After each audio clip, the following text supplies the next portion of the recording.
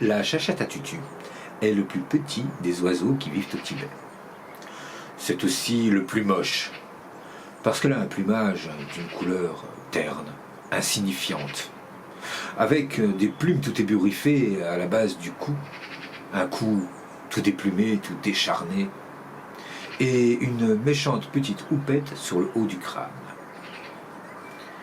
Néanmoins, la chachate à tutu a un grand sens de la famille, de l'honneur et de la hiérarchie. Bon, en somme, on pourrait dire que la chachate à tutu est une vieille mégère, arrogante, réactionnaire. Un jour, une chachate à tutu avait établi son nid dans les hautes herbes. Elle l'avait bâti avec beaucoup de soin, tressant des longues herbes avec des brindilles, de manière à faire un nid bien confortable, bien solide. Et lorsqu'il pleuvait, l'eau pouvait s'écouler facilement et ainsi le nid ne restait pas humide. Elle y avait installé de la mousse, du duvet pour qu'il soit bien doux. Et puis elle avait même ajouté quelques herbes aromatiques et des fleurs odorantes pour que ça sente bon. Après quoi, elle y avait pondu 3 œufs. Et puis elle s'était installée pour les couver. Seulement un petit oiseau comme ça mange beaucoup. Dites-vous bien qu'une chachate à tutu mange plus de 2 fois son poids par jour. Et forcément, au bout d'un certain temps, il a fallu que la chachate à tutu abandonne son nid pour aller se sustenter. Bon, elle a fait très vite. Elle a mangé rapidement tout ce qu'elle pouvait trouver dans le coin, et puis elle est revenue. Mais lorsqu'elle est revenue, elle a vu, entre les hautes herbes, se faufiler la queue du rat. Alors elle s'est précipitée. Trop tard. Oh malheur! Sur ces 3 œufs, 2 avaient été brisés et entièrement vidés de leur contenu. Ah, maudit rat, tu es plus fort que moi, mais je trouverai un moyen pour venger mes petits. Tu me le paieras.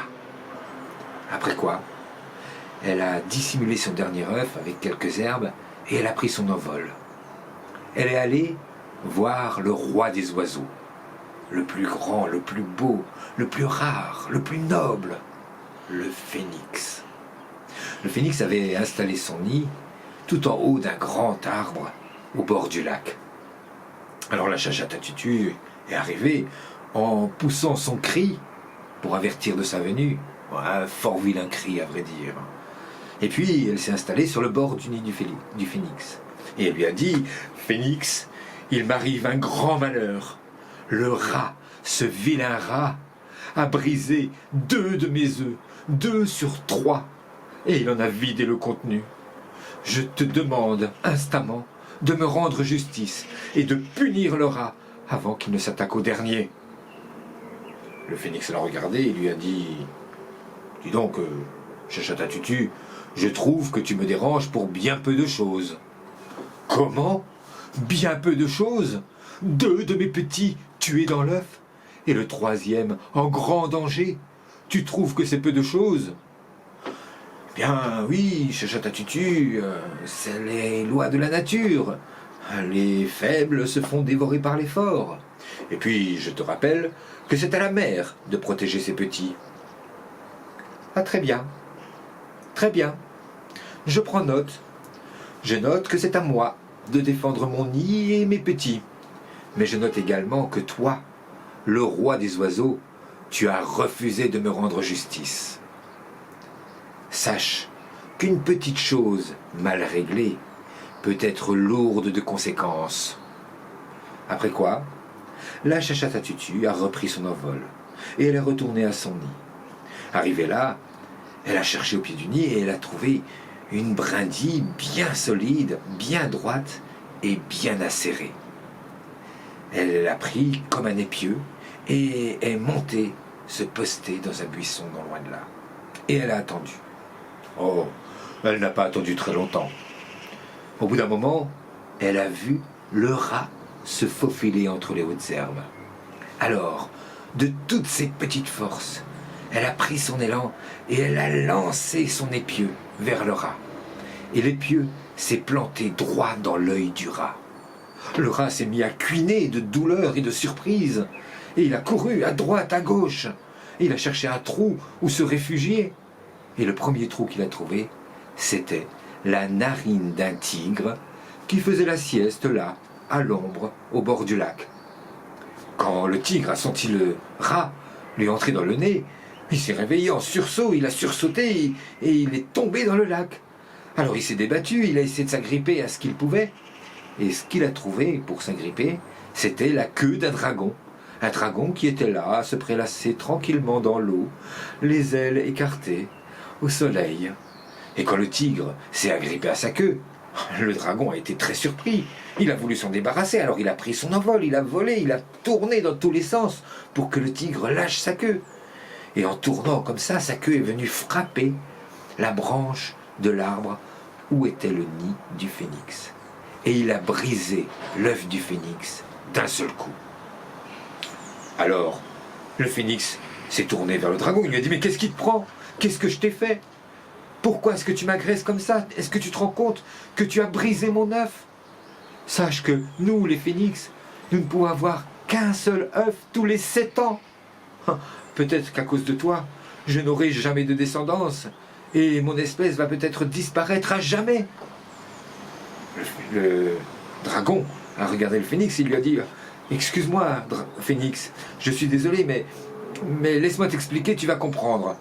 Ce n'est pas de ma faute. J'étais tranquillement en train de me prélasser dans le lac, à profiter du soleil et de la fraîcheur de l'eau, quand soudain, le tigre m'a sauté dessus, m'a agrippé par la queue. Alors j'ai voulu me défendre, alors je me suis envolé pour me débarrasser du tigre, et j'ai tourné pour le faire lâcher, et malencontreusement, ma grande queue est venue frapper la branche où était ton nid, et c'est pour ça que ton œuf a cassé. Tu comprends bien que ce n'est pas ma faute, je ne suis pas responsable. Va voir le tigre et demande-lui pourquoi il m'a agressé ainsi. » Alors, le phénix est allé voir le tigre. Il lui a rapporté les paroles du dragon et lui a demandé une explication. Et le tigre lui a dit « Phénix, le dragon n'a pas menti. C'est vrai, je lui ai sauté dessus, je lui ai agrippé sa queue, mais je n'ai pas fait exprès. Ce n'était pas ma volonté. Laisse-moi t'expliquer, tu vas comprendre. J'étais tranquillement en train de faire la sieste, à l'ombre, auprès de l'eau, pour profiter de la fraîcheur. Et soudain, le rat m'est entré dans une narine.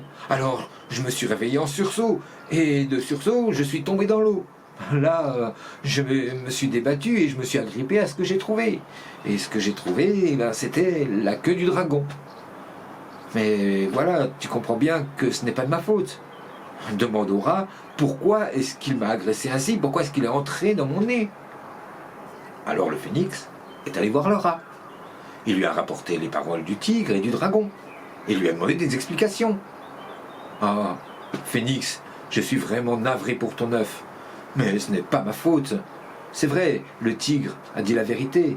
Je lui suis bien entré dans le nez. Mais ce n'était pas mon intention. Je vais t'expliquer, tu vas comprendre. J'étais tranquillement en train de me promener entre les hautes herbes, comme font tous les rats au Tibet. Et soudain, la chachata tutu m'a agressé. Elle m'a envoyé une grande brindille pointue, acérée, qui m'a crevé un œil. Regarde! Et je ne sais pas pourquoi. Alors, de pris de panique et de douleur, j'ai couru et j'ai voulu me réfugier dans un trou. Or, le premier trou que j'ai trouvé, c'était le nez du tigre. Mais je n'ai pas fait exprès. Demande à la chachata tutu pourquoi elle m'a ainsi agressé. Alors, le phénix est allé voir la chachata tutu. Il lui a rapporté les paroles du rat, du tigre et du dragon, et lui a demandé des explications. Et la chachata tutu l'a regardé et lui a dit « Phénix, je trouve que tu me déranges pour bien peu de choses. Tu as un œuf brisé. Ça arrive. Tu sais, moi j'en ai eu 2. Et je te rappelle tes paroles. Tu m'as dit que c'était dans l'ordre des choses et que c'était à la mère de protéger ses petits. Alors, j'ai protégé mes petits. Comme tu me l'as dit, je n'ai fait que suivre tes paroles. Tu n'as rien à me reprocher. » Alors, le phénix a regardé la chachata tutu dubitatif. Puis, de guerre lasse, il a étendu ses grandes ailes et il est retourné à son nid. Peut-être a-t-il pris le temps de méditer quant au fait qu'une petite chose mal réglée peut être bien lourde de conséquences.